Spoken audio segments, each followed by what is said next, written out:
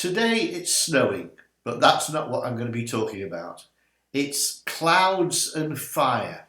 Clouds and fire start a new series of supernatural signs of God's glory.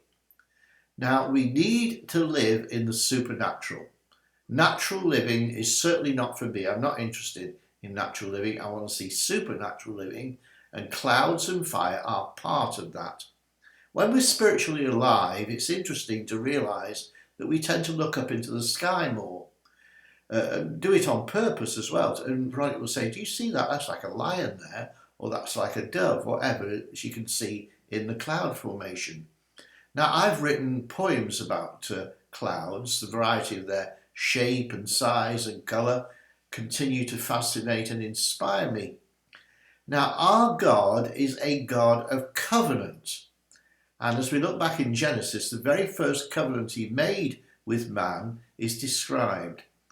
God, of course, flooded the earth. It's recorded in Genesis how the flood came and how God saved righteous Noah and his wife and their 3 sons with their wives in a floating structure which we know as the ark.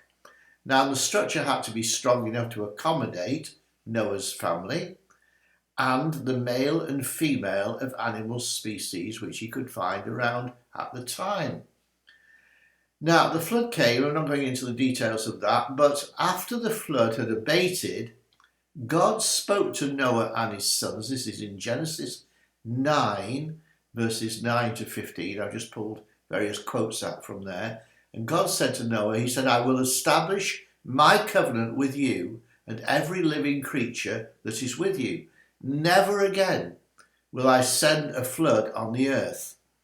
And as a sign of this solemn pledge, I will put my rainbow in the cloud, and whenever the rainbow is seen in the cloud, I will earnestly remember my covenant. Now, of course, when we now know scientifically how that happens, I know when I'm using a spray in the garden that it's sunny, I can see little rainbows in the raindrops. Now, so knowing about light and how it passes through prisms explains it, but science only explains what God created. He created the rainbow and he put it in the sky, in the cloud, to remind us of that covenant, that he will never flood the earth again. Now, fast forward a little bit to when Moses led the Jews out from Egypt in the Exodus into the desert from Egypt towards the Red Sea. Moses had no road signs. There were no indications. Go this way now, go that way.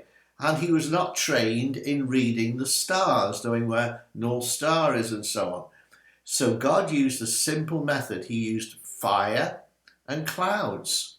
In Exodus 13, we read, the Lord went before them by day in a pillar of cloud to lead the way, and by night in a pillar of fire. Now, of course, they were in the desert, hot sun in a desert, and the people would have, maybe they had hats, I don't know, but obviously if you're in hot sun, you want some kind of overshadowing of a cloud, and God provided it. And at night it gets freezing cold, and so he gave them a nearby heating system in the pillar of fire. Such is the caring nature of our God. In fact, later, writers of Psalms rejoiced about these miracles and put them to music to praise God, remembering his kind acts. If you're interested, you can see this in Psalm 99, verse 7, and Psalm 105, verse 39. Now, as the Jewish convoy followed the cloud, they approached Mount Sinai, and that was situated to the south of the Promised Land where they were going. And God called Moses up into the mountain to speak with him. You pick up on this in Exodus chapter 19. Now, when Moses went up Mount Sinai, there were thick clouds. Notice thick clouds on the mountain, and fire and trumpet blasts. That was the environment on Sinai that Moses climbed up there to receive the 10 Commandments. And Moses had to go up the mountain, and it says that the glory of the Lord rested on Mount Sinai. You'll see that expression in that chapter 19 of Exodus. So the glory of the Lord rested on Mount Sinai, and the Lord appeared to the Israelites like devouring fire on the top of the mountain. Now, that's where I'm going. I'm just into the background, into setting the stage of what I want to teach. But I'll pick up on this narrative in the next video. But for today, I just want to point out how the Apostle Paul emphasized how the people were totally committed to Moses as their leader, and how these historic events are of importance to us and our lives today. Let's have a look at what Paul wrote in 1 Corinthians 10, verses 2 and 3. For I do not want you to be unaware, believers, that our fathers were all under the cloud in which God's presence went before them, and they all passed miraculously and safely through the Red Sea. And all of them were baptized into Moses, into his safekeeping as their leader, and all of them were baptized into the cloud, and all of them were baptized into the sea. That's 1 Corinthians 10, 2 and 3, the Amplified Bible. Now it says later in that chapter, it says verse 6, it says, and all these things took place as examples. So we don't just say, oh, well, that's historically what happened to the Jews. These kind of events are therefore examples. They're to teach us something.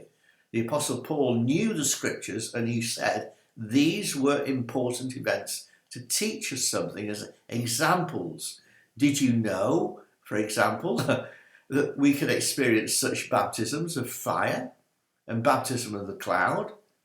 Stick with me on these videos. We're going to be looking at these subjects: baptism of fire, baptism into the cloud, and it's going to bring supernatural events into your life. The supernatural presence of God is going to manifest for you. We need this, so stick with me, okay? See you soon.